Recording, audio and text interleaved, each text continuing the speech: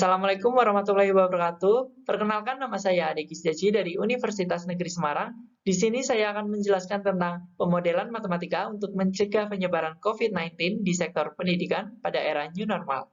Penelitian ini dilakukan oleh Agus Muntoha dan Eko Saiful Anwar. Di sini ada beberapa poin yang akan saya jelaskan. Yang pertama ada pendahuluan, yang kedua ada metode, yang ketiga hasil dan pembahasan, dan yang terakhir ada kesimpulan dan saran. Oke, langsung saja kita masuk ke bagian pertama, yaitu pendahuluan. Coronavirus Disease 2019 atau yang kita kenal sebagai COVID-19 pertama kali ditemukan di Wuhan pada Desember 2019. COVID-19 ini ditetapkan sebagai pandemi oleh WHO pada tanggal 12 Maret 2020. Virus ini menjadi teror yang mengerikan bagi masyarakat dunia karena telah merenggut ribuan nyawa bahkan jutaan dalam waktu yang relatif singkat. Berikut merupakan data update kasus COVID-19 di seluruh dunia per 12 November 2020. Terdapat 51.547.733 kasus terkonfirmasi COVID-19 dengan 1.275.979 orang meninggal. Dan data ini diperoleh dari 220 negara yang telah terdapat COVID-19. Di Indonesia sendiri telah terdapat 452.291 kasus terkonfirmasi COVID-19 hingga saat ini dengan 382.084 orang sembuh dan 14.933 orang meninggal. Penambahan kasus positif corona ini tidak linear, artinya bukan dari 2 ke 4, 4 ke 6, namun dari 2 ke 4, kemudian 4 ke 8, 8 ke 16, dan seterusnya, seperti terlihat pada grafik di samping. Dan mulai bulan Juni 2020, Indonesia sudah new normal, yaitu melakukan aktivitas seperti kehidupan pada umumnya, namun tetap memperhatikan protokol kesehatan. Hal ini dilakukan supaya perekonomian di Indonesia tetap stabil dan membaik, dan tidak terjadinya penularan virus COVID-19. Berikut merupakan beberapa pengertian pemodelan matematika. Yang pertama, dalam game 2016, pemodelan matematika adalah proses yang menggunakan matematika untuk mewakili, menganalisis, membuat prediksi, atau memberikan wawasan tentang fenomena di dunia nyata. Yang kedua, menurut Bahmey, pemodelan matematika didefinisikan sebagai proses matematika yang melibatkan pengamatan fenomena, dugaan hubungan, menerapkan analisis matematika seperti persamaan, simbolik, struktur, dan lain-lain. Dan yang terakhir, menurut Fitria, model matematika adalah model yang digambarkan dalam suatu persamaan matematika. Untuk langkah pembuatan model matematika diantaranya yang pertama, mengidentifikasi masalah menjadi lebih baik dalam mengetahui atau memahami. Yang kedua, membuat asumsi dan mengidentifikasi variabel untuk mendapat versi ideal pertanyaan aslinya. Yang ketiga, melakukan matematika termasuk perhitungan pemecahan masalah sekitar pertanyaan ideal. Dan yang terakhir, menganalisis dan menilai solusi, termasuk apakah hasilnya dari menerjemahkan kembali ke masalah asli, masuk akal, dan dapat diterima. COVID-19 yang terjadi saat ini mau tidak mau memberikan dampak terhadap berbagai sektor, seperti salah satunya yaitu sektor pendidikan. Kemendikbud menyatakan bahwa pembelajaran yang tidak mungkin digantikan dengan daring, seperti tugas akhir, skripsi, tesis, dan disertasi. Oleh karena itu, peneliti membuat model matematika yang bisa diterapkan untuk mencegah penyebaran COVID-19 di era new normal. Selanjutnya kita masuk ke metode.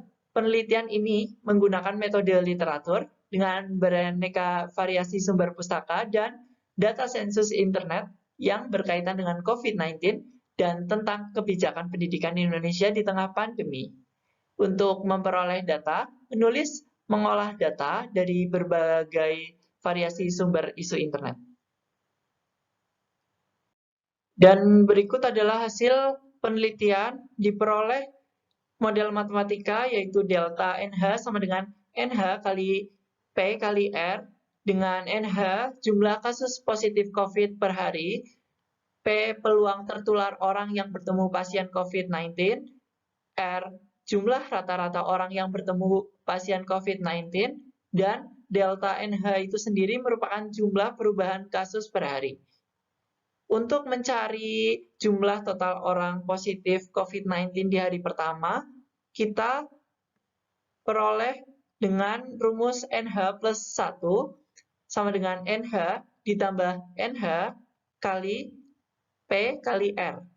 Kemudian kita keluarkan NH dari persamaan sehingga diperoleh 1 plus P kali R kali NH. Dan untuk mencari jumlah total orang positif COVID-19 di hari kedua, kita peroleh dari rumus NH plus 2 sama dengan 1 plus R kali P kuadrat kali NH. Kemudian untuk hari ketiga, kita peroleh dari rumus NH plus 3 sama dengan 1 plus R kali P pangkat 3 kali NH, dan seterusnya, sehingga saat kita mencari jumlah total orang positif COVID-19 di hari X, kita menggunakan rumus NH plus X sama dengan 1 plus R kali P pangkat X dikali NH. Dengan NH plus X itu sendiri adalah jumlah total orang positif COVID-19 di hari X.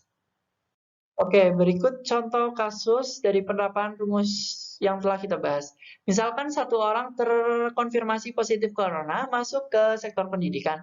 Rata-rata orang bertemu dengan NH adalah 10 orang dan mereka tidak mematuhi protokol kesehatan. Maka peluang terkena virus itu akan sangat besar. Dengan asumsi tersebut, maka didapatkan NH sama dengan 1, R sama dengan 10, dan P sama dengan 0,5. Kemudian kita substitusikan ke rumus delta NH sama dengan NH kali P kali R, dan kita peroleh 5. Itu berarti bahwa jumlah perubahan atau penambahan kasus COVID-19 di sektor pendidikan adalah 5 orang per harinya. Dan untuk prediksi hari kelima, kita gunakan rumus NH plus X sama dengan 1 plus R tambah R kali P pangkat X kali NH. Dan kita peroleh untuk hari kelima sebanyak 3.126. Ini hanya hari kelima. Bagaimana hari ke-10, hari ke-20, atau hari ke-30? Pasti akan lebih banyak kasus positif COVID-19. Jadi kesimpulannya adalah model matematika NH plus X sama dengan 1 plus R kali P pangkat X kali NH dapat diterapkan di sektor pendidikan. Dan untuk memperoleh NH plus X sama dengan 0, maka kebijakan di sektor pendidikan harus diperketat akan kewaspadaan penyebaran COVID-19.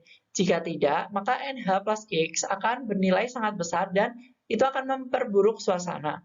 Model matematika ini dapat diterapkan di sektor pendidikan dengan mengusahakan nilai NH, R, dan P sama dengan atau mendekati 0. Untuk saran, penelitian ini dapat dikembangkan supaya model matematika untuk mencegah penyebaran COVID dapat menjadi lebih kompleks. Dan untuk kepala sekolah atau rektor, agar dapat membuat kebijakan terutama tentang skripsi, tesis, maupun disertasi supaya tetap dilaksanakan secara online. Dan untuk semuanya, dimohon agar selalu mematuhi protokol kesehatan dan kalau bisa tetap stay di rumah saja. Sekian dari saya, kurang lebihnya mohon maaf. Wassalamualaikum warahmatullahi wabarakatuh.